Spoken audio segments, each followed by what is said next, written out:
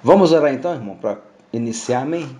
Deus, em nome de Jesus, teu Filho, Pai querido, nós louvamos a Ti porque novamente estamos aqui para aprender mais do Senhor, sabendo, Senhor, que nós somos teus discípulos, que nós somos teus aprendizes. O texto bíblico hoje diz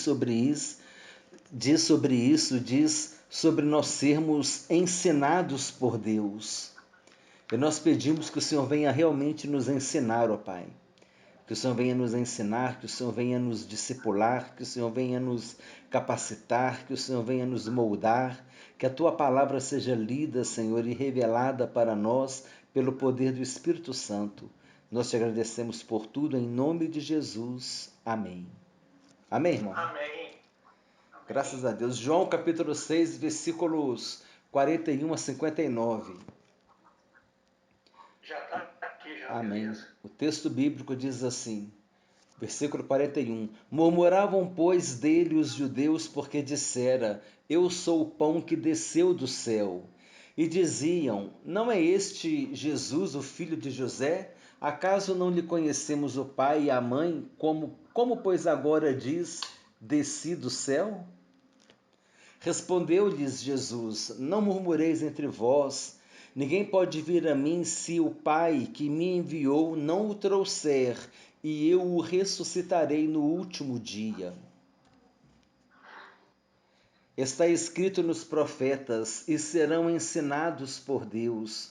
Portanto, todo aquele que da parte do Pai tem ouvido e aprendido, esse vem a mim. Não que alguém tenha visto o Pai, salvo aquele que vem de Deus, este o tem visto. Em verdade vos digo: quem crê em mim tem a vida eterna. Eu sou o pão da vida. Vossos pais comeram o maná no deserto e morreram. Este é o pão que desce do céu, para que todo o que dele comer não pereça. Eu sou o pão vivo que desceu do céu. Se alguém dele comer, viverá eternamente. E o pão que eu darei pela vida do mundo é a minha carne. Disputavam, pois, os judeus entre si, dizendo, como pode este dar-nos a comer a sua própria carne? Respondeu-lhes Jesus, em verdade vos digo, se não comerdes a carne do Filho do Homem e não beberdes o seu sangue, não tendes vida em vós mesmos. Quem comer a minha carne e beber o meu sangue tem a vida eterna, e eu o ressuscitarei no último dia. Pois a minha carne é verdadeira comida, e o meu sangue é verdadeira bebida. Quem comer a minha carne e beber o meu sangue, permanece em mim e eu nele. Assim como o Pai que vive me enviou, igualmente eu vivo pelo Pai. Também quem de mim se alimenta, por mim viverá. Este é o pão que desceu do céu, em nada semelhante àquele que os vossos pais comeram e, contudo, morreram. Quem comer este pão viverá eternamente. Estas coisas disse Jesus quando ensinava na sinagoga de Cafarnaum. Então agora a gente vai partir para a análise dos versículos. João capítulo 6, versículos 41 a 59. Versículo 41. Murmuravam, pois, dele os judeus, porque dissera, eu sou o pão que desceu do céu. Aí o comentário é o seguinte, os judeus aqui são os representantes do Sinédrio. Você sabe o que era o Sinédrio?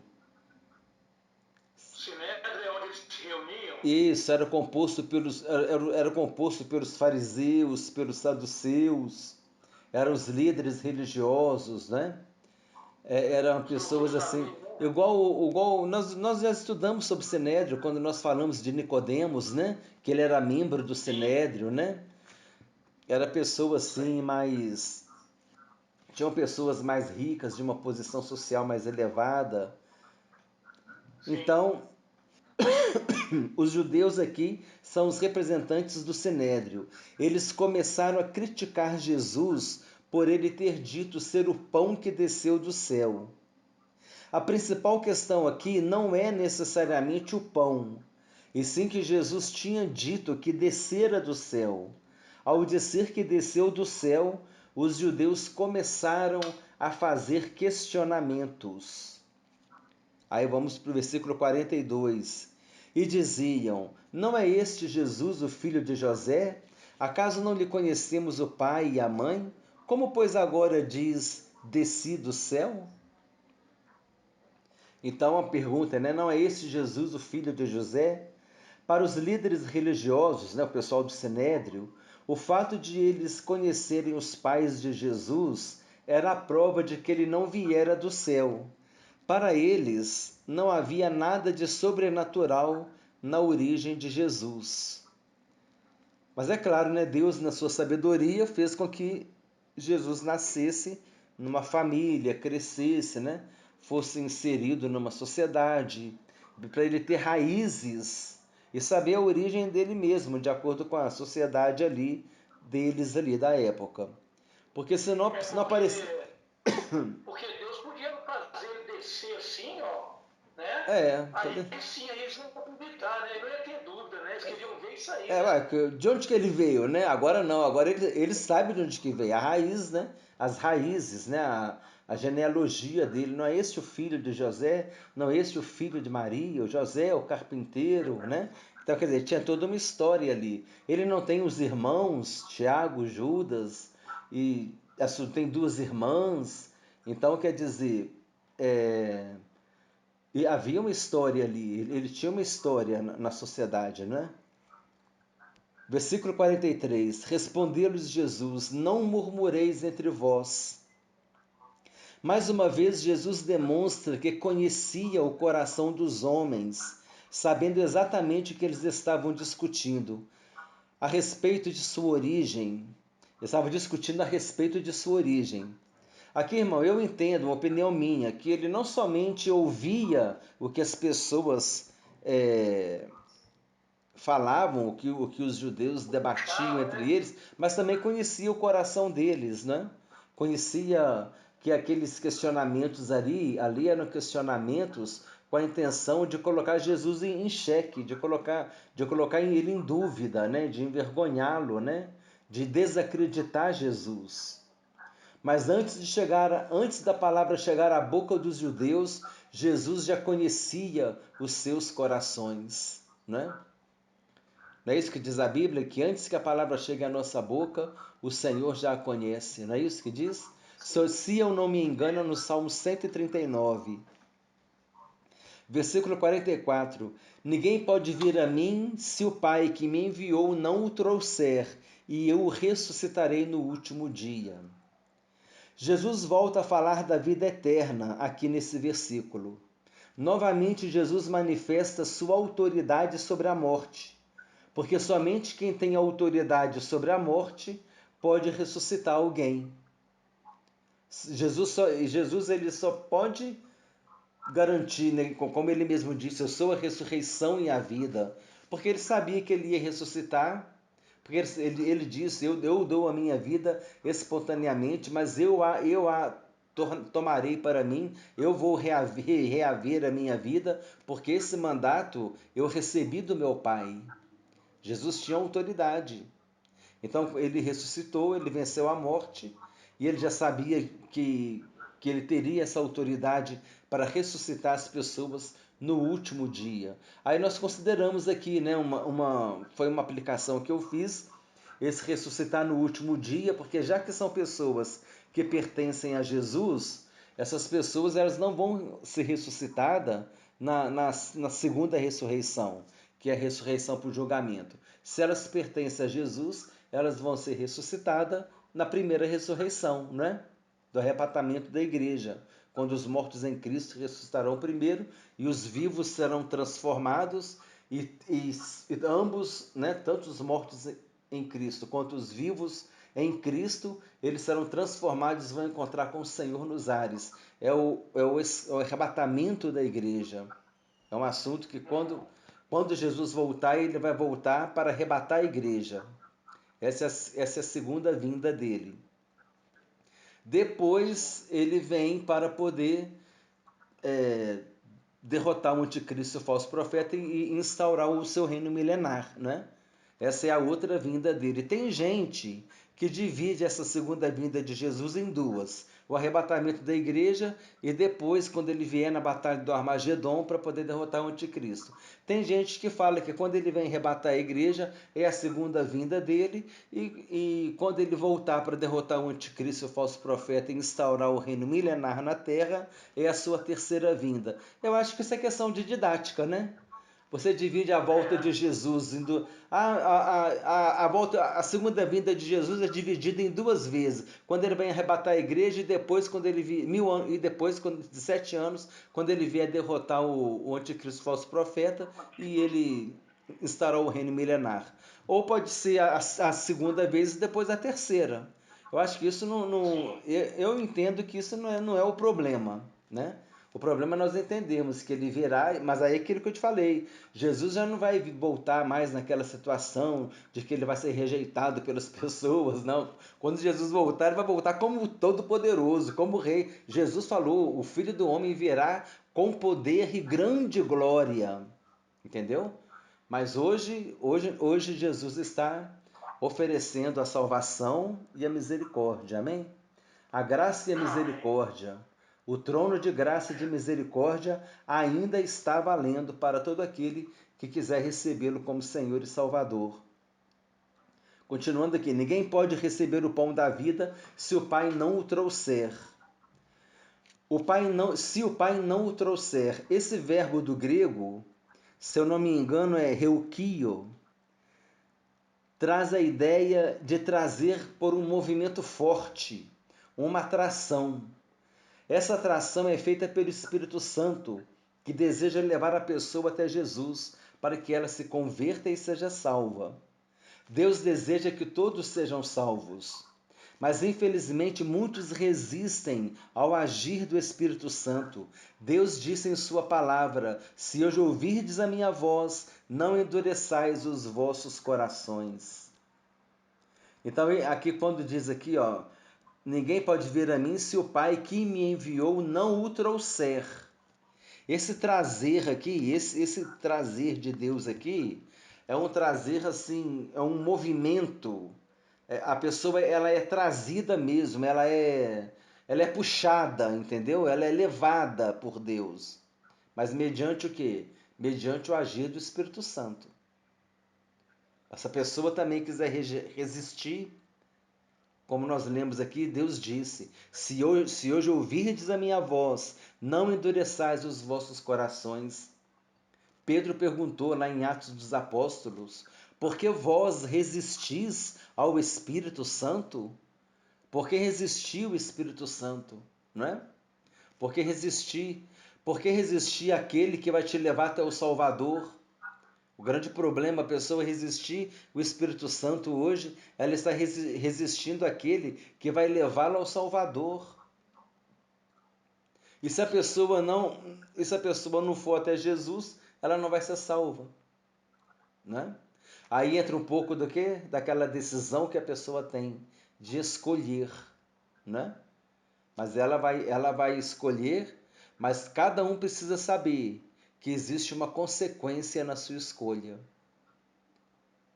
Porque cada um de nós individualmente é responsável pelo nosso destino eterno.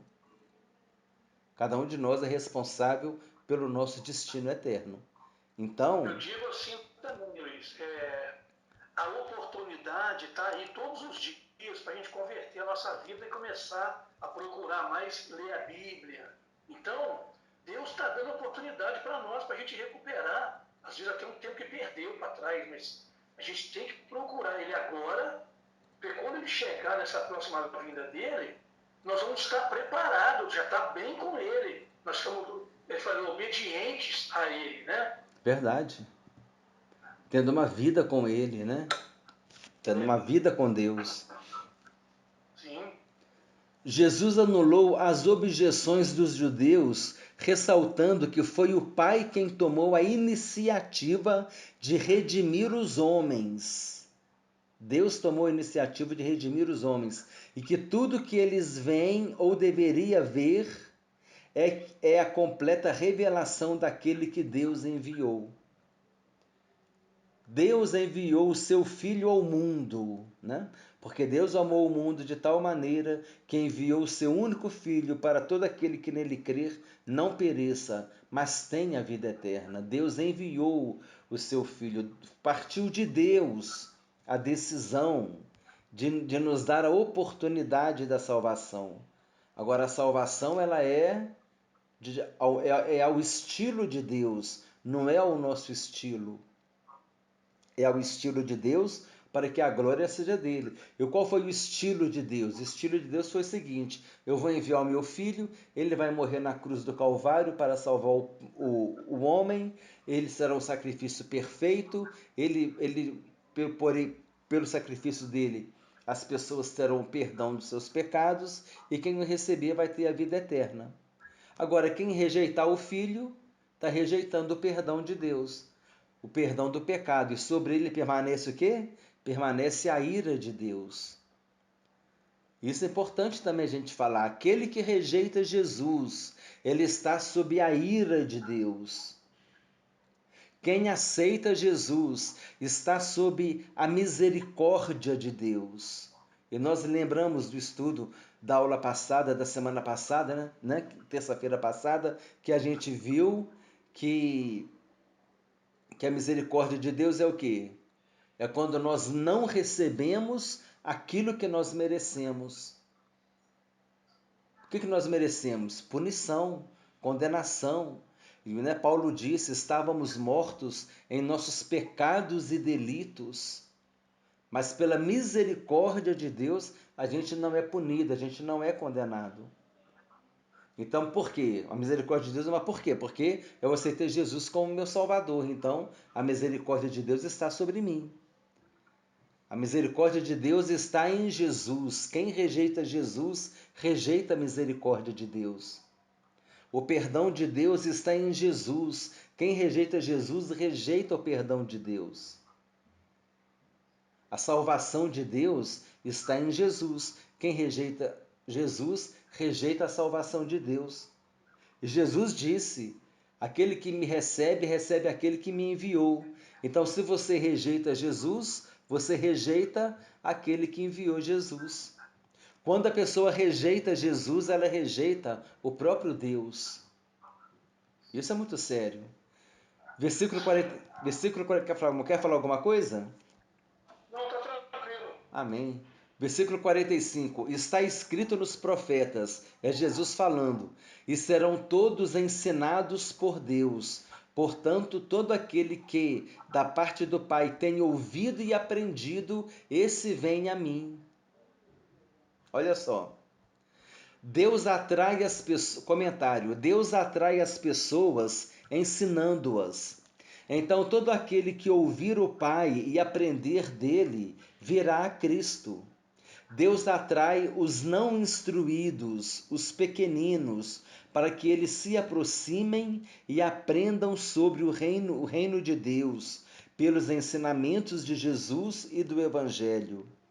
Agora, aqui é uma coisa interessante, um comentário aqui que eu estou colocando. Ser pequenino e não instruído nas coisas do Senhor.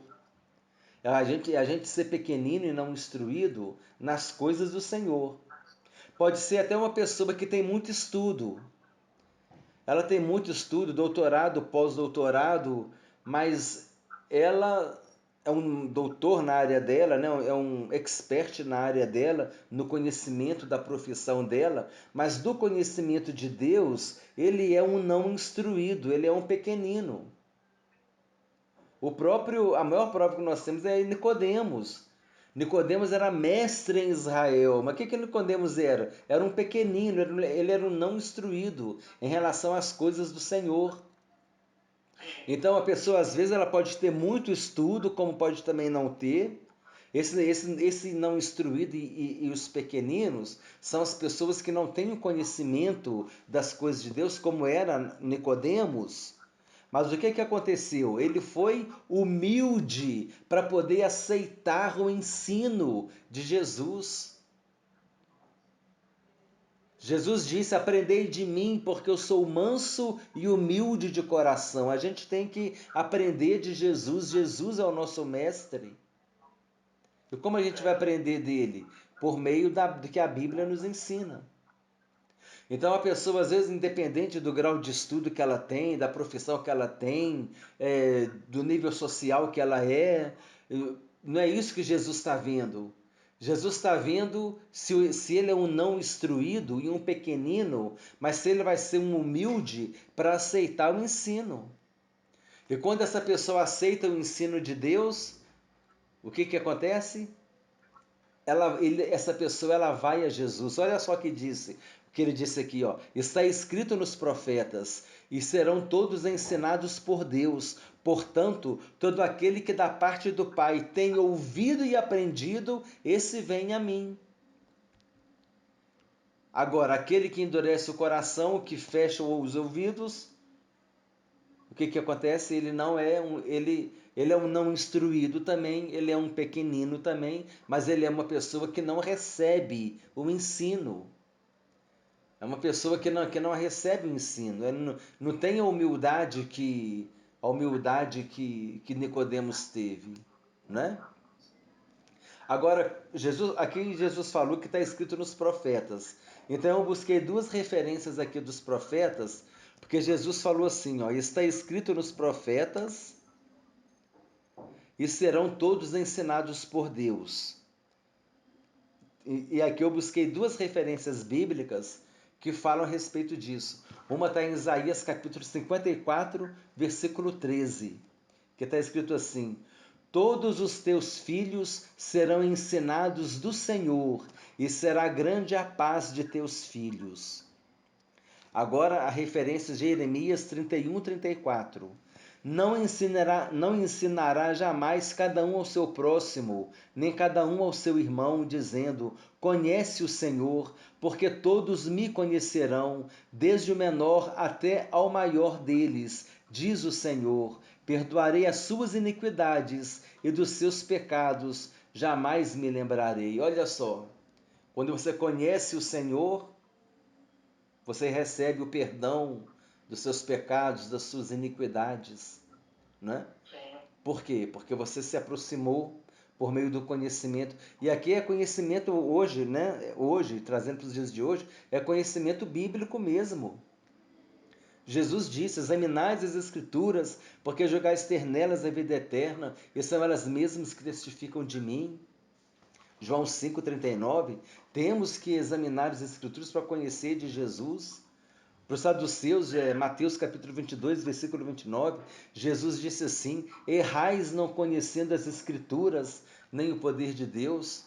Eu acho que em João 7,48, Jesus disse: se alguém crê em mim, como diz a Escritura, do seu interior fluirão rios de água viva. Então, como Jesus se revelou por meio das Escrituras, para quê? Para a gente ir até Ele e nós vamos receber o perdão.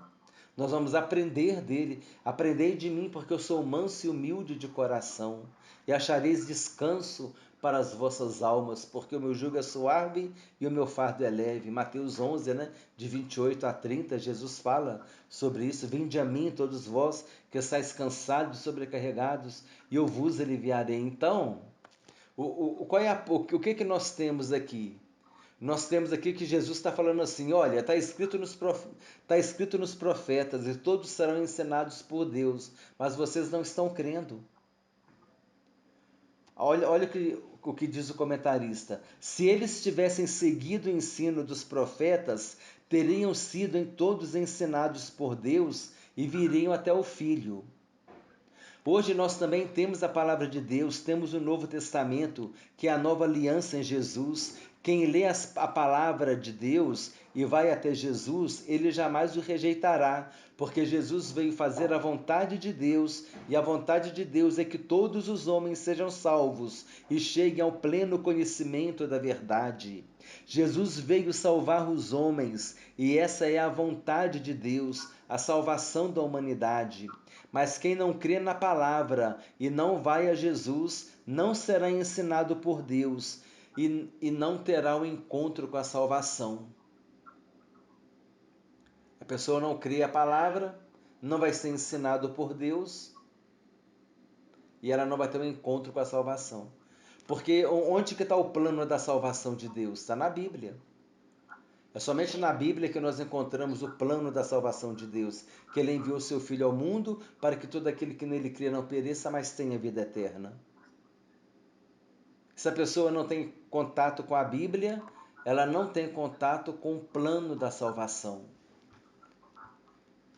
Quem não conhece a Bíblia não tem a menor noção, né, irmão, da grandeza, da riqueza, do tesouro que a pessoa não está conhecendo, né? Porque a gente pode até, por exemplo, essas dúvidas que o pessoal tinha antigamente, né, no tempo lá Jesus estava andando lá, evangelizando, eles tinham dúvida porque eles não têm. Hoje nós temos vários materiais, por exemplo, a Bíblia. Nós temos Bíblia hoje para todo mundo, quem quiser pode ter uma Bíblia. Então nós estamos lendo e sabendo que é verdadeiro esse Evangelho. Então nós temos o ensinamento. Naquele tempo eles não tinham. Então tinha muita dúvida, porque como Jesus fala, né? Eu sou o pão descido do céu. Eu sou, olha, ele não é filho de José, de Maria, entendeu? Então agora hoje nós sabemos. Então ficou mais fácil então a gente crer. Então eu tenho que acreditar no que está escrito aqui, porque a Bíblia é coisa séria, é um livro sério.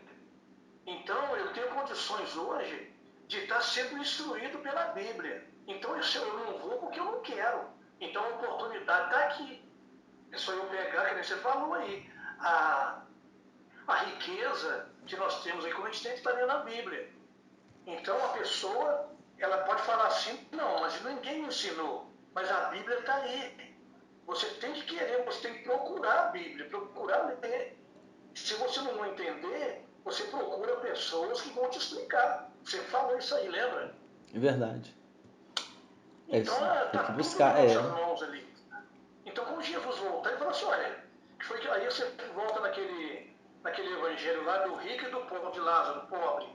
O rico foi arrepender, já era tarde demais. Ele falou, os profetas estão lá, os discípulos estão lá, fala para os seus irmãos, conversar com ele. Agora você vem arrepender, agora você tem sua oportunidade de se arrepender lá. Você vivia comendo do bom, do melhor e não ajudava ninguém. Então, isso aí é um exemplo, esse evangelho do rico lá em Lázaro. Quer dizer, ele foi arrepender, já era tarde, estava queimando no inferno. Então, a pessoa quando lê esse evangelho, por exemplo, ela fala assim, opa, eu vou dar um jeito na minha vida agora, porque eu não quero ir para lá não, não é? verdade. Fala, vou dar um jeito aqui agora, porque olha só o que aconteceu com esse rico aí. Ele tinha tudo aqui na terra, mas olha lá o pobre onde foi parar e ele. Então tem que ler a Bíblia, nós temos um material aqui para a gente ler. E se tiver dúvida, fazer o que nós estamos fazendo aqui agora. Procurar um amigo, procurar um profeta, um pastor, uma pessoa que tem um conhecimento melhor, para tirar qualquer dúvida aqui. Então tem que ter um interesse. A oportunidade está aí, não é? É verdade. Não é isso, e tem que analisar, porque a questão da cultura judaica, de como Jesus falava com eles, né? E depois como Jesus, depois já os apóstolos quebraram aquela doutrina judaica que queria, por exemplo, queria fazer com que os gentios que se convertessem, que eles fizessem a circuncisão, e os apóstolos falavam que não precisava, e a questão da salvação pela graça em Jesus Cristo, pela fé em Jesus.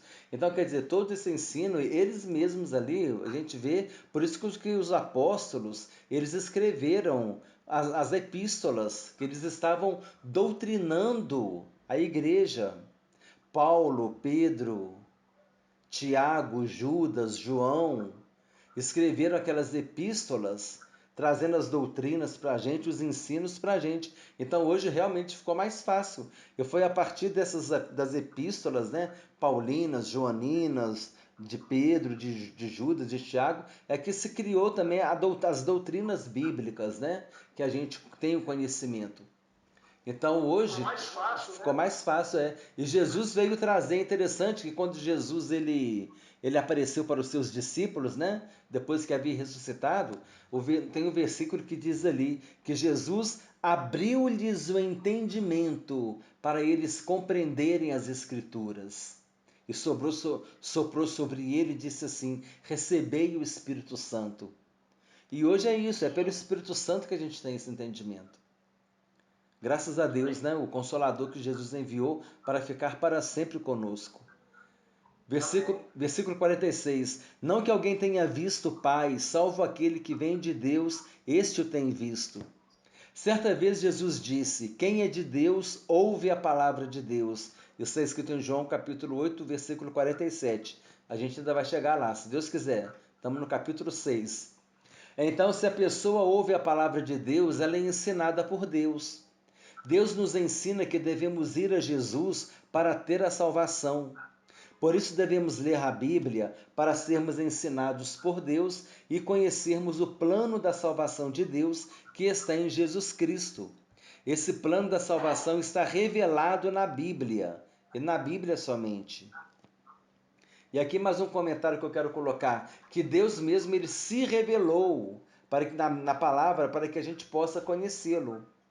Olha só que interessante. Deus se revelou por meio da palavra. Lá em Romanos capítulo 1, primeiro capítulo de Romanos, também fala que Deus se revelou por meio da natureza, né? Mas aqui Deus se revelou por meio da palavra. Quando conhecemos a palavra de Deus, conhecemos o Deus da palavra. Olha só.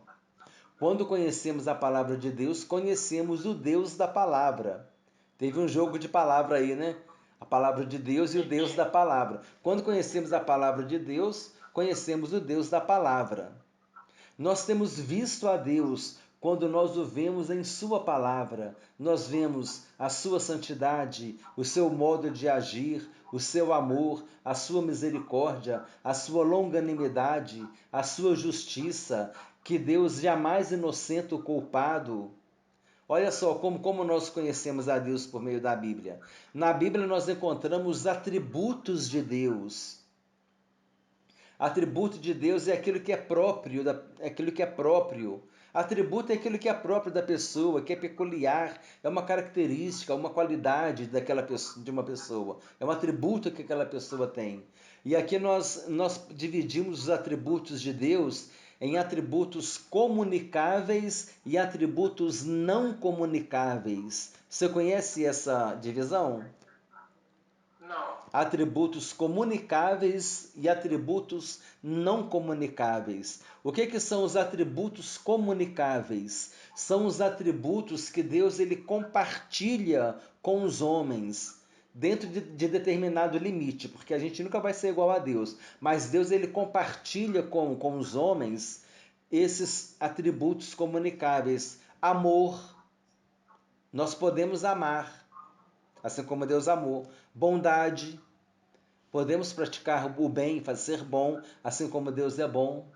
Misericórdia, podemos ser misericordiosos, né? Jesus disse: bem-aventurados os misericordiosos, porque alcançarão misericórdia. Sabedoria, Deus nos dá sabedoria, nos dá entendimento, nos dá inteligência, né? Capacita o nosso intelecto.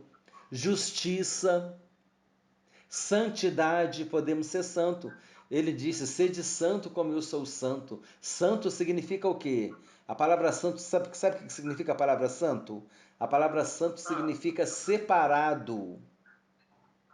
A palavra santo significa separado. Não tem nada a ver com aquele negócio de santo, de milagre, nada a ver com isso. Santo significa separado, separado para Deus. Os santos, quando a Bíblia fala lá, né, quando Paulo cumprimenta os santos que estão na Galácia, esses santos são separados, aqueles que foram separados. Por quê? Porque eles saíram do mundo, saíram de uma vida que não glorifica a Deus e procura ter uma vida separada. Você vai, por exemplo, dependendo de uma circunstância, de uma festa, dependendo do nível dessa festa, de como vai ser os procedimentos dessa festa, você vai ou não vai. Às vezes você não vai, né? Se você vê que vai ser uma festa da arromba, da pesada, você não vai. Agora, se é um baile de formatura, um negocinho mais tranquilo, não, aí uma coisa mais social, um aniversário de 15 anos da sobrinha, aí você vai. Agora, se é um negócio aí qualquer, você, não, eu não vou nesse festival, não, vou fazer nada. Por quê? Porque você vai procurar ter uma vida o quê? Santa, uma vida separada.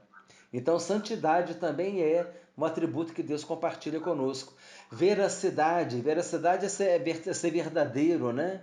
A gente ser verdadeiro, ser sincero, honesto. A paz, a liberdade. Então, esses são os atributos comunicáveis. O que é atributo comunicável? É atributo que Deus compartilha com o homem. Amor, bondade, misericórdia, sabedoria, justiça, santidade, veracidade, né? Que é ser verdadeiro, paz e liberdade. Agora tem os atributos não comunicáveis. São aqueles que Deus não compartilha com o homem. A aceidade. O que é a aceidade? É que Deus ele é autoexistente. Ele não precisa de ninguém para existir. Ele existe por ele mesmo. Ele é eterno, desde a eternidade ele é eterno e sempre vai ser eterno. Então ele não precisa de ninguém para existir. Né? Ele tem a eternidade, ele tem a unidade, é o Deus único, né?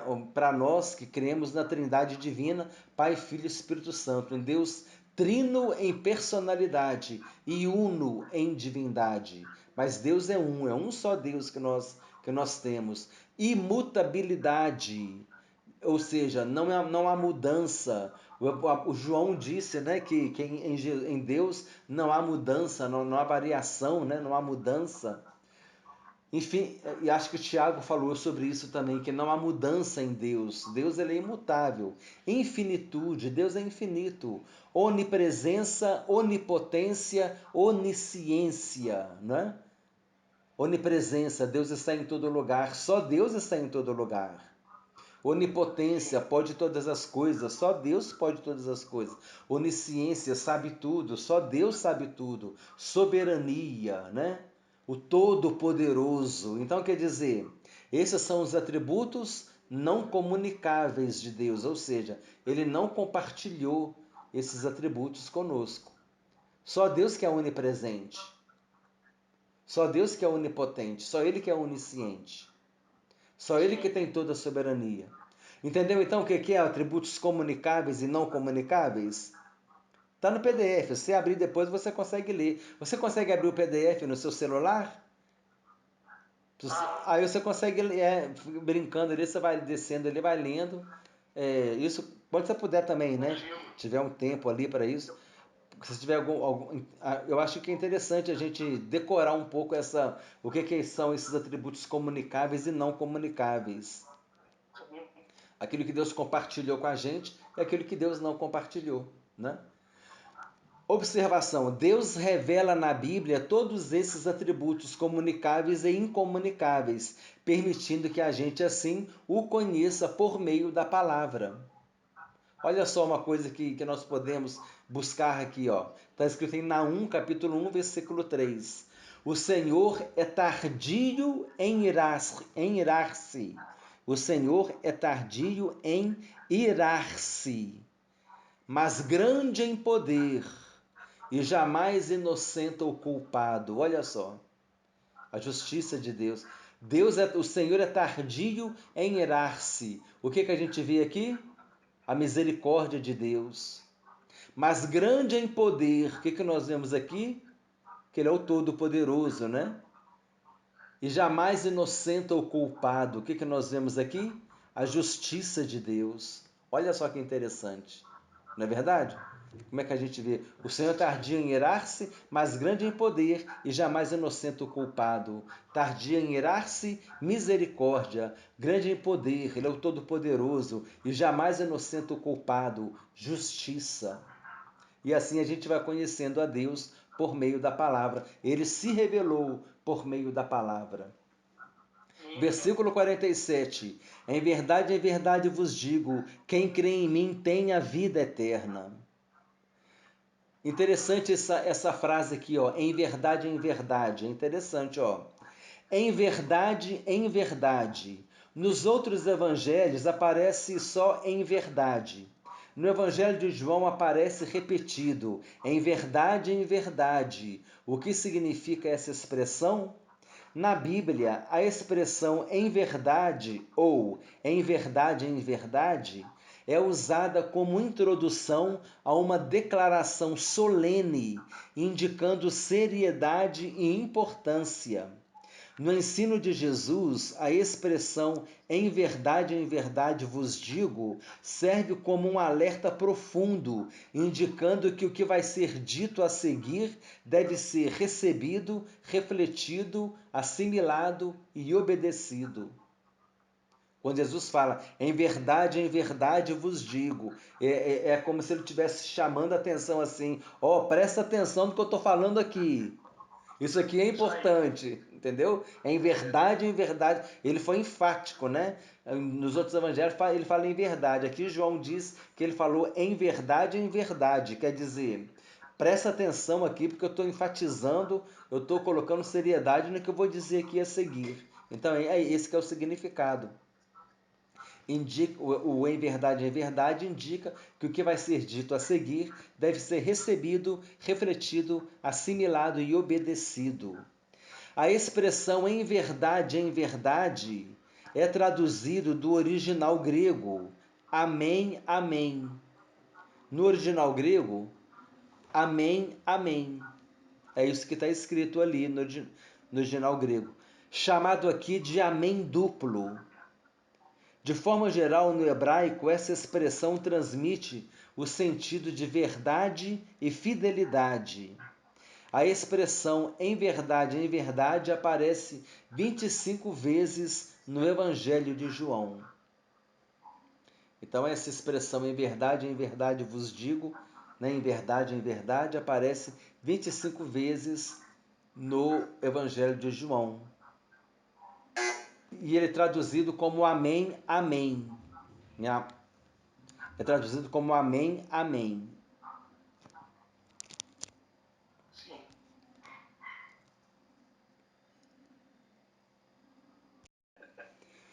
Deve ser alguma criança que passou ali e tocou a campainha. Que bênção. Então, a expressão em verdade é traduzido do original, amém.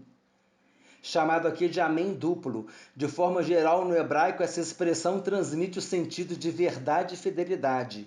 A expressão em verdade aparece 25 vezes no Evangelho de João. Então, aqui, tanto no sentido do grego quanto do hebraico, essa palavra ela enfatiza uma importância. O que vai ser dito depois é algo importante. É algo que você deve prestar atenção, né? Então, se você conhecia o peso dessa palavra em verdade? Não, só ouvia nos evangelhos, mas não sabia a tradução dela, né? Esse em verdade. Então, o que significa então em verdade? Significa que o que vem depois Sim. é uma coisa muito importante, verdadeira, que tem que prestar atenção, como Jesus estivesse falando. Presta atenção no que eu estou dizendo aqui, em verdade vos digo. Né? Devia ser um recurso na época, né? Um recurso de linguagem. Versículo 48. Eu sou o pão da vida. Vossos pais comeram o maná no deserto e morreram. Jesus é o pão da vida. Aquele que nele crê tem a vida. O maná do deserto de modo algum poderia dar vida. Todos que o comeram um dia morreram, porque ele não podia prover a vida eterna. O maná do deserto não podia prover a vida eterna. Os judeus haviam apelado para sua religião tradicional, como se esta fosse mais adequada do que a promessa de Jesus. Agora Jesus, declarando-se como o pão da vida, com sutil humor, acrescentou. Eu achei interessante, né? O comentarista diz aqui que com sutil humor Jesus disse, vossos pais comeram o maná do deserto e morreram, né? Como quem diz assim, mas eu sou o pão que dá a vida. Sim. Os pão lá do deserto, eles morreram, mas eu sou o pão que dá a vida. Versículo 50. Este é o pão que desce do céu, para que todo que dele comer não pereça. A antiga aliança não satisfez a mais profunda necessidade do homem, mas quanto ao pão novo e eterno, o que dele comer não morre. Versículo 51.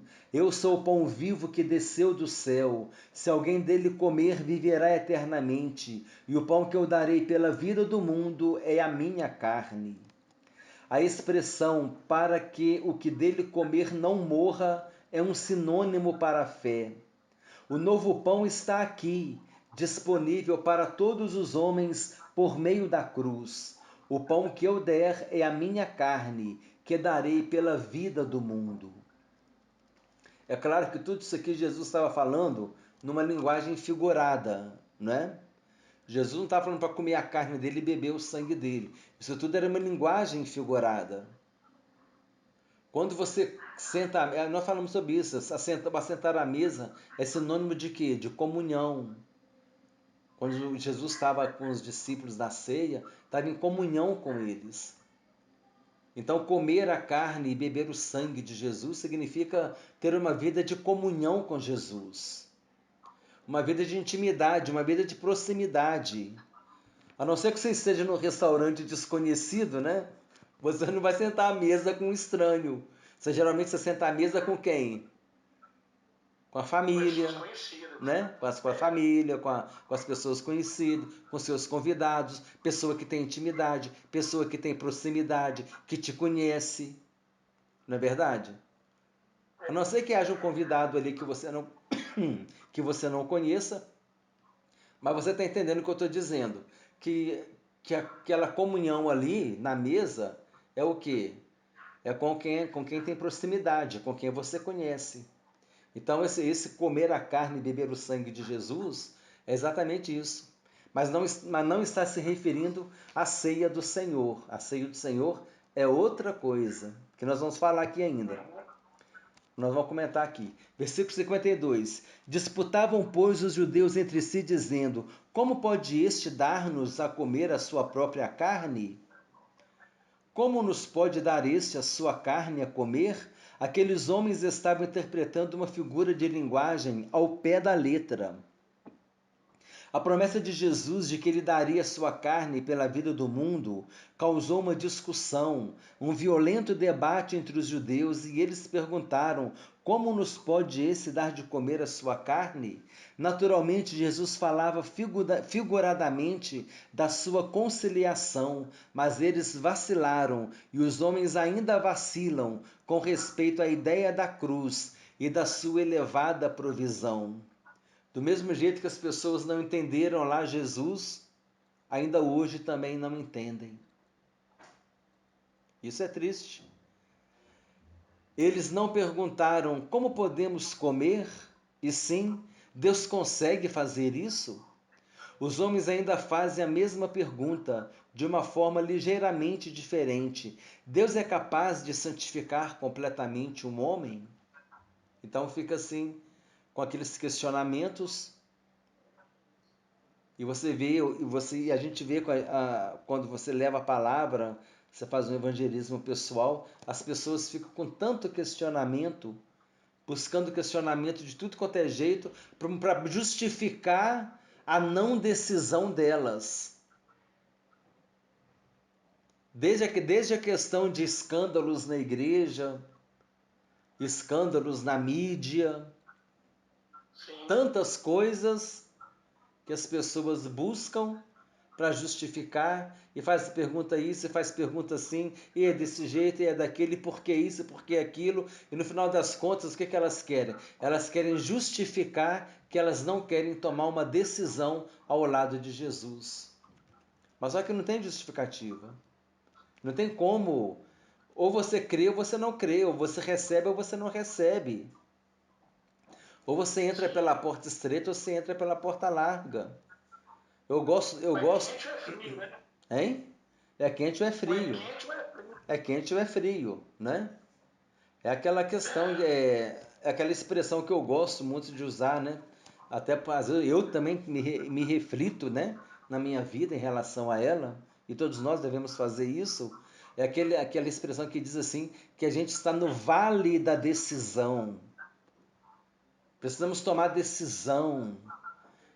Primeiro você toma decisão em aceitar Jesus como seu Senhor, como seu Salvador. Depois você toma decisão em tomar a sua cruz, em seguir a Ele dia a dia, né?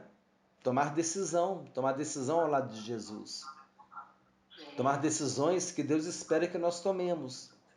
Porque senão vai acontecer aqui o que aconteceu com os judeus. Eles leram nos profetas, conheciam a palavra, mas eles não acreditaram. Então eles não puderam o quê? Ser ensinados por Deus. Só é ensinado por Deus aquele que crê, aquele que abre o seu coração para poder receber. É muito fácil, é igual na escola, tem um aluno que é interessado, que quer aprender, que pergunta, e tem aquele que está doido para a aula acabar. Ele chega, ele entra no colégio pensando na hora que vai embora. Então, quer dizer, existe um procedimento diferente aí, não é verdade? Sim. Que a gente possa ser daqueles que deseja conhecer, né? Conheçamos e prossigamos em conhecer ao Senhor, né? Não é só conhecer, é prosseguir em conhecer. E até no último dia da nossa vida, a gente não vai conhecer Deus por completo, mas a gente vai conhecendo Deus no nível que Ele vai se revelando para nós nas Escrituras. E Deus ele se revela conosco por meio da palavra, por meio da natureza, da experiência que nós temos com Ele. Quando nós temos experiência com Deus, nós também conhecemos a Deus. Então há diversas formas da gente conhecendo a Deus. Ter experiência com Deus. A pessoa teve uma experiência de cura com Deus. Não é verdade? Então quer dizer, aquela pessoa ali, ela conheceu Deus de um modo que de repente o outro não conheceu. Mas o outro recebeu um grande livramento. Ele reconheceu o agir de Deus na vida dele do modo que o outro que não teve essa experiência não conheceu. Mas Deus vai se revelando a cada um. De acordo com o que ele quer, ele vai tendo um relacionamento pessoal com cada um de nós, né? E muitas vezes o modo que Deus trata comigo não é o modo que ele trata com você. Sim. É por isso que muitas vezes aquilo que Deus cobra de mim, eu não posso cobrar de você. Porque Deus está cobrando de mim, não é de você. O camarada é líder de uma igreja, é o pastor de uma igreja. Deus cobrou dele uma atitude. Ele coloca aquela atitude como doutrina para todo mundo seguir. E muitas vezes Deus não cobrou dos outros o que está cobrando dele. Entendi. E às vezes Deus cobra do outro, cobra pesado do outro irmão e daquele pastor não cobra. Por quê? Porque Deus ele lida com cada um. Amém? Isso é um relacionamento pessoal de Deus com cada um de seus filhos. Versículo 53, respondeu-lhes Jesus, em verdade vos digo, se não comerdes a carne do Filho do Homem e não beberdes o seu sangue, não tendes a vida em vós mesmos. Esse versículo revela a maneira exclusiva da santidade do cristão. Esse versículo revela a maneira exclusiva da santidade do cristão e, ao mesmo tempo, proclama a grande promessa da possibilidade da vida eterna, da vida de santidade. Não existe alternativa. Se não comermos a carne do Filho do Homem e não bebermos o seu sangue, não teremos vida eterna. Comer a carne de Jesus e beber o sangue de Jesus significa ter comunhão com Ele, permanecer nele, do mesmo modo que o ramo está ligado na videira e dela depende para produzir o seu fruto. Está lá em João capítulo 15, nós vamos também estudar esse capítulo. Vamos estudar novamente, se Deus quiser, né, irmão? Para poder dar sequência, porque em estudo isolado nós já estudamos ele. Mas a gente vai repetir o estudo, vou trazer mais coisas e a gente vai ser ricamente abençoado, amém? Versículo, é o João capítulo 15. Agora versículo 54. Quem comer a minha carne e beber o meu sangue tem a vida eterna, e eu o ressuscitarei no último dia. Mais uma vez Jesus fala, eu o ressuscitarei no último dia, né? Demonstrando que aqui, irmão, está prometendo vida eterna, está prometendo ressurreição. Ele está demonstrando, olha, eu sou Deus, eu tenho poder para dar vida eterna, eu tenho autoridade para ressuscitar o morto. E ele fez isso, né? Ressuscitou o filho da viúva de Naim, ressuscitou Lázaro, ressuscitou a filha de Jairo, não é verdade? Então, Jesus complica ainda mais a situação ao dizer, e não beberdes o seu sangue, o Filho do Homem. Os judeus não podiam beber sangue, mas eles levaram isso para o literal, né? Era uma linguagem figurada de Jesus. Mas lá em Levítico diz, versículo 7, 26 e 27, não comereis sangue em qualquer das vossas habitações, quer de aves, quer de gado. Toda pessoa que comer algum sangue será eliminada do meu povo. Sendo o sangue igual à vida, e esta pertencendo a Deus, não poderia ser consumido como alimento. A rígida proibição do consumo do sangue aparece em muitos versículos no Pentateuco, que é a Torá, né, que é a lei. Versículos 55 e 56. Pois a minha carne é verdadeira comida e o meu sangue é verdadeira bebida. Quem comer a minha carne e beber o meu sangue permanece em mim e eu nele. Comer da carne e beber do sangue é participar da natureza do Senhor Jesus, estar ligado nele, assim como o ramo está ligado na videira. João capítulo 15, que nós já mencionamos aqui. Versículo 57. Assim como o Pai que vive me enviou, e igualmente eu vivo pelo Pai, também quem de mim se alimenta, por mim viverá. O tema da unidade do Pai, do Filho e do cristão é evidente nesse versículo.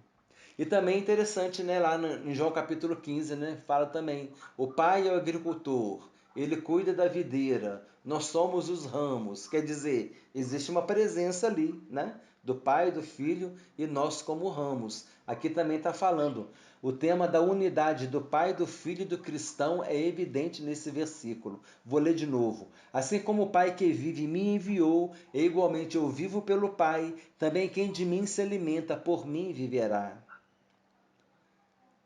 Também quem de mim se alimenta por mim viverá, comentando esse texto. Jesus é a fonte da vida.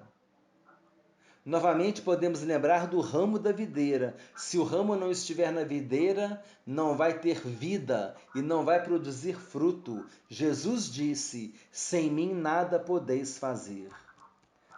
Para que nós tenhamos fruto e vida, para que a gente produza fruto, para que a gente tenha vida, a gente precisa estar em Jesus. Versículo 58. Este é o pão que desceu do céu, em nada semelhante àquele que os vossos pais comeram, e contudo morreram. Quem comer este pão viverá eternamente. Ao dizer, se não comerdes a carne do Filho do Homem e não beberdes o seu sangue, Jesus não está se referindo à ceia do Senhor, ordenança que ele instituiria somente 1 ano depois. Por outro lado, Jesus deixou bem claro, nesse contexto, que a vida eterna é alcançada quando se crê nele. Esses versículos ensinam que cada um deve tomar posse dos benefícios que a morte de Cristo traz. E só se pode tomar posse desses benefícios pela fé. Jesus deu o seu corpo, né? Para que o mundo tivesse vida. E o corpo dele foi comparado ao pão. O resumo final da resposta de Jesus mostra a completa inadequação da antiga aliança e a satisfação duradoura que há no novo pão. Vossos pais comeram o maná e morreram. Quem comer este pão viverá eternamente. Quer dizer, comer o maná era na antiga aliança. Mas agora o pão que vive, o pão da vida, quem comeu do pão da vida, quem se alimentar de Jesus, viverá eternamente. Essa é a nova aliança. Então houve uma inadequação da antiga aliança. A antiga aliança já não vale mais. Mas agora tem uma nova aliança, uma satisfação duradoura que o novo pão, o pão da vida, que é Jesus, traz para nós. Amém? Amém. Então aqui ficou entendido, né, que aqui Jesus não estava se referindo à ceia do Senhor. A ceia do Senhor, quando ele falou, esse é o meu sangue, esse é o meu corpo, que é dado por vós, isso não tem relação com esse texto aqui. Aqui Jesus está debatendo com os judeus por causa da antiga aliança, eles batendo o pé lá sobre Moisés, né? E Jesus falando, quem comeu aquele pão morreu, agora eu sou o pão que dá vida eterna. Essa é a diferença, essa é a diferença. Eu sou o verdadeiro pão que desceu do céu. É essa que é a diferença, né? Sim. Versículo 59. Essas coisas disse Jesus quando ensinava na sinagoga de Cafarnaum. Informação histórica. Uma pedra enorme com a gravura de um pote de maná foi encontrada nas ruínas de uma sinagoga em Cafarnaum. Alguns acreditam tratar-se do símbolo da sinagoga mencionada neste versículo. Então houve uma escavação que eles acharam a gravura de um pote de maná, encontrada nas ruínas de uma sinagoga lá em Cafarnaum. Eles acreditam que seja referente a essa sinagoga. Escavações, né, lá na Terra Santa, né? Legal, né? Puxa, deve ter sido emocionante para quem achou, né? Quantas coisas, né? Quantas coisas. Aquilo que eu cheguei a comentar lá no seminário lá da Cristologia, lá a gente falando sobre a Bíblia, que quantas descobertas arqueológicas, né? Que confirmam o que está escrito nas Escrituras, né? Isso é muito importante. Luiz, aqui finalizando, aí eu estou vendo que está finalizando, então olha só, Jesus ele tinha uma paciência muito grande, né, rapaz? Tinha. Ele realmente amava a gente, por quê? Esse texto todinho, vários textos, vamos colocar isso que nós estamos lendo aqui hoje, aqui, do 41 até o 59 aqui. Então você vê que Jesus vem insistindo para as pessoas acreditar nele. Então ele nunca ele perde a paciência. É lógico, né? Ele deve ter ficado meio bravo, né? Você não, vocês cabeça dura. Vocês não estão vendo que eu estou passando para vocês a verdade, né? Então Jesus, ele, além de ser Deus, né? Ele não precisava estar dando tanta explicação. Mas ele tinha paciência de explicar, olha, eu sou filho de Deus. Olha, se vocês creem em mim, vocês vão ter a vida eterna. Olha, eu sou o pão vivo. Então você vê o exemplo que ele deixa para a gente, né? Por exemplo, ele tem uma paciência muito grande. E ele vive, ele conhece os pensamentos das pessoas, né? Você falou agora mesmo aí. Então ele já viu, falou assim, olha lá, já estão pensando já mal de mim. Quer dizer que eu sou um charlatão, que eu sou um falso profeta.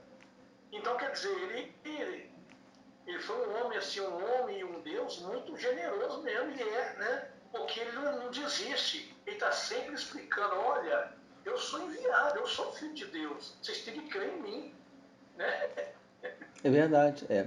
Não, e é interessante que essa paciência de Jesus, ela também diz respeito a gente, porque igual, por exemplo, muitas vezes a gente está evangelizando, a pessoa ela está resistindo, mas ela está ouvindo. Então, porque o que a gente muitas vezes quer? Eu quero chegar, pregar para o camarada ali, eu quero que ele se converta agora.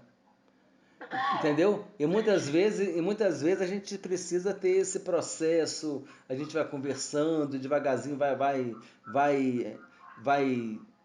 leva um hino para a pessoa, dá um folheto, um estudo, Vai plantando orienta, devagar, né? devagar. Vai Por quê? plantando. E orando por ela, pedindo, Jesus, faz a obra na vida dela. Por quê? Porque muitas vezes a gente quer isso, a gente quer que a pessoa não, porque eu já preguei 3 vezes para ele, não se converteu, eu não prego mais. Uai, Né? Não pode ser, você já ouvi isso. O nego vira e fala, não, eu já preguei para ele 3, 4 vezes, ele não quer, então eu não quero mais. Quer dizer, o diabo não faz isso não. O diabo tenta uma vez, tenta duas, tenta três, tenta 1000, até destruir a vida do camarada, né? Jesus não quer que a gente desista, né? Jesus também dá esse exemplo. Olha como é que ele fica dando explicação. Olha só. Vai ver nos evangelhos, está sempre dando explicação. E eles estão sempre teimando. Uhum, Muitos verdade. creram, né? Muitos creram. Mas aqueles que estavam mal acostumados, né? Que ainda tinha aquele Antigo Testamento na cabeça, como tem hoje, tem dúvida no coração. Então, as pessoas aí que tem que ser pregado o Evangelho, né? Para Verdade. tirar essa dúvida. É.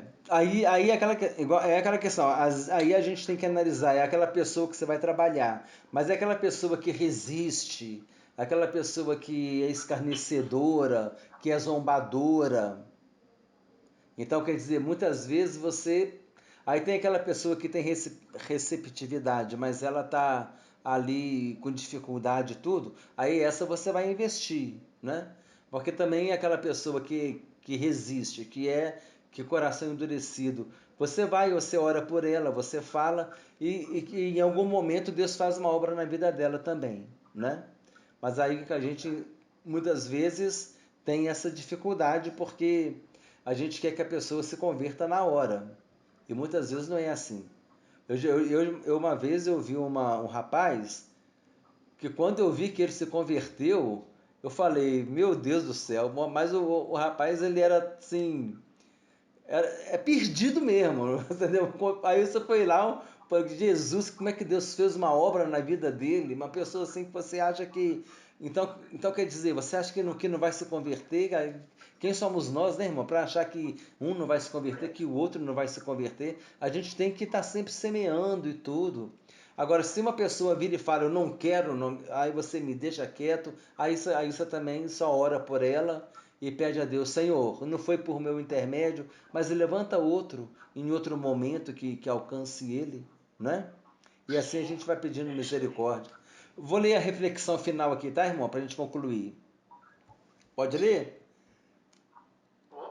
Jesus, o pão da vida. Quando Jesus disse que é o pão da vida, ele não se referia a algo que é importante à nossa dieta, mas a algo que possuía grande simbolismo na vida judaica. O pão tinha um papel importantíssimo no cardápio e nos cultos de Israel. Durante a celebração do Pentecostes, 2 pães levedados eram oferecidos como sacrifício. No tabernáculo e mais tarde no templo, toda semana os levitas colocavam 2 pães sem fermento, ou o pão da proposição, diante do Senhor, como símbolo da presença de Deus entre as 12 tribos. Pães da proposição. A expressão pães da proposição na Bíblia geralmente traz o hebraico lehem Hapanim, deve ser assim que se fala, Lehem Hapanim, que significa literalmente pão do rosto ou pão da presença. Essa designação se refere ao fato de que esses pães eram postos perante a face ou a presença de Deus. Fizeram parte dos serviços religiosos no tabernáculo e depois no templo. Ao longo de todo o período do Êxodo, Deus sustentou milagrosamente seu povo, enviando o maná do céu toda manhã, exceto no sábado, né? Na sexta caía a parte dobrada, caía para a sexta e para o sábado. O maná se parecia com um pão e era uma coisa miúda, redonda, miúda como a geada sobre a terra. Era como semente de coentro branco e de sabor como bolos de mel ou como o sabor de azeite fresco. Êxodo capítulo 16, 31. Deu-lhe a casa de Israel o nome de Maná. Era como semente de coentro, branco e de sabor como bolos de mel. Agora, Números capítulo 11, versículos 7 a 9. Era o maná como semente de coentro, e sua aparência semelhante à do bidélio. Espalhava-se espalhava-se o povo e o colhia, e em moinhos o moía, ou no grau o pisava, e em panelas o cozia, e dele fazia bolos. O seu sabor era como de bolos amassados com azeite. Quando de noite descia o orvalho sobre o arraial, sobre este também caía o maná. Olha só, o maná caía e eles no começo, eles pegavam, eles moíam aquele maná, criatividade, né? Fazia pão, fazia bolo daquele maná. Então, quer dizer, eles usavam o ingrediente ali, o maná, para fazer outras coisas também. Moía e fazia bolo. Cozinhava nas panelas também, fazia bolo. Bolo amassado com azeite. Era como o de bolos amassado com azeite. O sabor dele, né? Era esse maná que Jesus se referia quando disse ser o verdadeiro pão que desceu do céu, o pão que desceu do céu e o pão da vida. Jesus fala que ele é o verdadeiro pão que desceu do céu, Jesus fala que ele é o pão que desceu do céu e Jesus fala que ele é o pão da vida. Simbolicamente, Jesus é o maná celestial, o alimento espiritual e sobrenatural dado por Deus àqueles que pedem, buscam e batem. Interessante enfatizar que o discurso do pão da vida foi proferido por Jesus justamente durante a Páscoa, também conhecida como a festa dos pães asmos, não é? Páscoa ou festa dos pães asmos. O que eram os pães asmos? Eram os pães que não tinham fermento. Pão sem fermento. Na Páscoa se comemorava a libertação de Israel do cativeiro egípcio. Olha só que interessante. Uma noite antes de deixar o Egito, os israelitas comeram pães asmos, pois não havia tempo suficiente para esperar que o fermento levedasse a massa. Eles tinham que preparar lá o cabrito, né, e comer depressa. Jesus falou que era para comer, Deus falou que era para comer depressa. E eles prepararam o pão sem colocar fermento no pão, porque não tinha tempo suficiente para esperar o pão levedar a massa. Tinha que ir embora logo. Deus falou: vocês vão sair, vocês vão comer e daqui a pouco vocês vão sair. Então fica todo mundo preparado. Pouco tempo antes, Jesus havia alimentado pelo menos 5.000 pessoas, sem contar mulheres e crianças. Milagre que o levou a aludir ao pão da vida. Ele estava dizendo claramente aqui que é Deus, o que supriria as necessidades espirituais mais profundas das pessoas. Assim como Deus suprira seu povo quando saiu do Egito, Jesus proveu alimento para 5.000 pessoas e ele estava pronto para prover alimento espiritual e vida a todos também. Infelizmente, o povo rejeitou o ensinamento de Jesus. O coração dos judeus estava endurecido pela incredulidade. Logo, muitos começaram a ir embora. Nós vamos ver isso na próxima aula, em João capítulo 6, versículo 66. No próximo estudo a gente vê isso, semana que vem, se Deus quiser. Contudo, aqueles que creram, como Pedro, ao declarar: Tu és o Santo de Deus, Jesus deu uma vida abundante e eterna. Amém, irmão? Amém. Concluímos aqui então assim o estudo com essa reflexão final aqui. E acho que dá para a gente entender bem, né? Todo esse debate dos judeus com Jesus e que ainda não acabou não, vai terminar só no próximo capítulo, só na próxima aula, que a gente vai ver que Jesus teve uma paciência muito grande com o povo, né? Deus tem, né? Teve, né? Longanimidade, né? Até hoje ainda tem gente que resiste ainda. É o que nós lemos, a longanimidade, é o tardio em irar-se e a misericórdia, os atributos de Deus, né? Que até hoje tem pessoas ainda que não... Eu, por exemplo, uma vez lá no Banco do Brasil, que eu trabalhava lá de guarda, eu cheguei até a comentar com o tio, um dos gerentes chegou na minha cara e falou comigo: não acredito em Jesus, não. Eu falo pessoalmente com Deus só por falar. Eu acabo de atender e falo por falar, mas eu não acredito, não. Assim, de frente comigo. Pois é. É complicado, né? Fiquei até meio sem jeito, porque nunca tinha ouvido isso, né? Nunca tinha se deparado com essa realidade, né? Não, nunca nunca tinha pegado isso assim, não. Ah, mas sempre tem aqueles que resistem, que rejeitam. É triste, né? É, Por diversas razões. Mas é aquilo que eu falei para você. Qualquer que seja a razão, eu tenho certeza que não é Jesus. Jesus não decepcionou ninguém. Jesus não traiu ninguém. Jesus não pisou na bola com ninguém. Então a pessoa deixar Jesus, falar, eu não quero saber de Jesus, eu não quero saber do Evangelho, por causa de alguém, eu não me convirto por causa do fulano de tal. Não, não existe isso. A pessoa, a vida dela é com Jesus, ela tem que ter o compromisso com Ele, né? E, claro. É, e não deixar as pessoas por causa de Jesus, né? Deixar Jesus por causa das pessoas. Não podemos deixar Jesus claro. porque fulano de tal pisou na bola comigo. A pessoa às vezes tem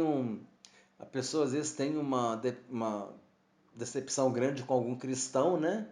Seja alguém que tem algum cargo ou não, mas não, eu saí da igreja por causa do fulano. Não vou mais na igreja não por causa do fulano. Então, não, Isso não acontece pode, muito. né? E a pessoa às vezes resiste porque ela teve decepção com alguém. E isso é muito perigoso. A gente tem que pedir a Deus misericórdia para a gente não ser pedra de tropeço na vida de ninguém, né? Sim, E pedir a Deus também que tenha misericórdia da pessoa para não querer se justificar em cima de nós que ela está saindo da presença de Deus, né? A gente não pode sair sim. da presença de Deus por causa de ninguém. Vamos permanecer até o fim, né? Claro. Não foi Permanecer em mim e eu permanecerei em vós, disse Jesus. É condição, é condicional, irmão. Permanecer em mim e eu permanecerei em vós. Se você não permanecer em mim, como é se você não permanecer em Jesus, como é que ele vai permanecer em você? Né? Amém, irmão? correto. Vamos Amém. então agradecer a Deus, amém? Em nome de Vamos sim. Jesus. Deus, em nome de Jesus, agradecemos, ó Pai, pelo estudo de hoje, pela Tua palavra que hoje foi lida, que hoje foi esmiuçada, Senhor. Estamos procurando Te conhecer cada vez mais, estamos procurando aprender do Senhor. Queremos, ó Deus, ser ensinados por Ti, Senhor. Queremos ser ensinados por Ti, para que o Senhor venha trazer para nós o Teu conhecimento, a Tua sabedoria, Senhor, para que possamos ter uma vida na Tua presença. Como diz a tua palavra, o temor do Senhor é o princípio da sabedoria. Temos aprendido isto também contigo. E aqui estamos, Senhor, diante de ti, com temor, com tremor, com amor, em adoração e reverência diante do teu grande nome, Senhor, e do teu grande poder, ó Pai, que manifesta cada dia em nossas vidas, nos guardando, nos sustentando, repreendendo o mal que muitas vezes intenta contra nós, ó Pai. Coloco minha vida diante de Ti, coloco a vida do Ronaldo diante de Ti, coloco a vida de todos aqueles que vierem ouvir este estudo, Senhor, diante de Ti, que sejam ricamente abençoados e transformados pelo poder da palavra de Deus. E se alguém ainda não tomou a decisão, ó Pai, de aceitar Jesus Cristo como o único Senhor e suficiente Salvador, que possa fazer isso hoje, Senhor, entregando e confessando, dizendo: Jesus, eu te aceito como meu único Senhor e suficiente Salvador. Eu reconheço que o Senhor morreu na cruz do Calvário para me salvar, para que eu possa ter a vida eterna. E assim, Senhor, que nós possamos permanecer em Jesus e Ele permanecer em nós. Nós te agradecemos por tudo e louvamos o Teu nome, em nome de Jesus. Amém. Amém, meu irmão? Amém. Glória a Deus. Amém. Que Glória. bênção, né? Amém. Muito bom, né, Agora, irmão? irmão, amém. Glória a Deus. Agora, semana que vem, se Deus quiser, a gente estará aí, né? Terminando o capítulo 6 e vai ser uma bênção em nome de Jesus. Amém, meu irmão? Amém. Glória a Amém. Deus. Com certeza. Bênção. E hoje foi um tempo um Abração, pouco viu? menor, né? Hoje foi 1 hora e 18 minutos. Eu Tá diminuí um bom, já pouco o tá texto. tranquilo, né? Eu diminuí um Nós pouco estamos porque aproveitando bem o tempo. senão iam ser 50 versículos de estudo. Aí eu dividi É, 26 para um dia e 27 para o outro. Mas é bênção de Deus, e assim o Senhor está falando tá conosco, bom. amém? Meu irmão, a paz do Senhor Jesus, Deus abençoe, derrame ricas bênçãos sobre Amém. sua vida, amém? E até segunda-feira que vem, se Deus quiser. Grande abraço, meu irmão. O Espírito Santo de Deus continua sempre te iluminando, viu? O Espírito Santo ele sempre descendo sobre você, sua vida. Você continua esse grande evangelizador que você é.